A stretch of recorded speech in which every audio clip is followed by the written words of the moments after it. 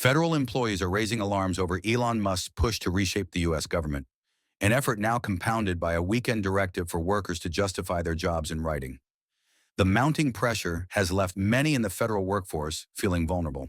Letitia Thompson, a clinical social worker with the Department of Veterans Affairs in Philadelphia, is among those crying foul over a Saturday email from the Office of Personnel Management that instructs workers to submit a list of tasks they performed on the job in the past week. Thompson called the request insulting and disrespectful, not to mention possibly problematic for the privacy of the U.S. veterans she works with in her job. I provide direct care to our veterans, and there's a lot of sensitive information about their health conditions that could be a part of what I do every day, and we do not intend on jeopardizing that integrity with this email. Musk, who has been tasked with reforming the federal government, announced the email was coming in a statement on X. Musk said failing to respond to the email would be taken as a resignation, though the email itself made no mention of that. Federal workers have no problem sharing what we do with the American public, but we do not respond or work for any individual entities, especially not tech billionaires like Elon Musk. A host of major federal agencies, including the Pentagon, Federal Bureau of Investigation, State Department, Department of Homeland Security, and Department of Energy, have instructed their staff not to reply to the email, with many pointing to existing agency systems for measuring employee performance.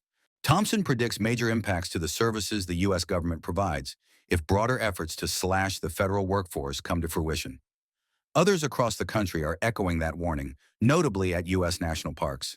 In Ohio, fresh job cuts on top of a standing hiring freeze at Cuyahoga Valley National Park is squeezing resources ahead of a busy time for visitors. We've chronically underfunded our national parks, and now losing key staff positions at the same time we're seeing more visitation is a problem locally and across the country. In Arizona, about 10% of U.S. Forest Service workers have been impacted by recent job cuts. Without those people helping to safeguard these places and care for them, all of us are going to suffer. At Yosemite National Park, some workers faced abrupt and ill-explained firings this month. The staffing crisis at Yosemite drew public attention on Saturday when an upside-down American flag, a symbol of distress, was unfurled at the park's Horsetail Fall. I was given no time to reach out to colleagues or even clean out my office.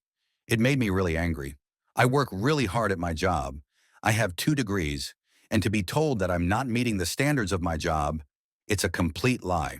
For workers like Thompson and Townsend, the uncertainty is already disrupting their ability to serve veterans, protect public lands, and steward the environment.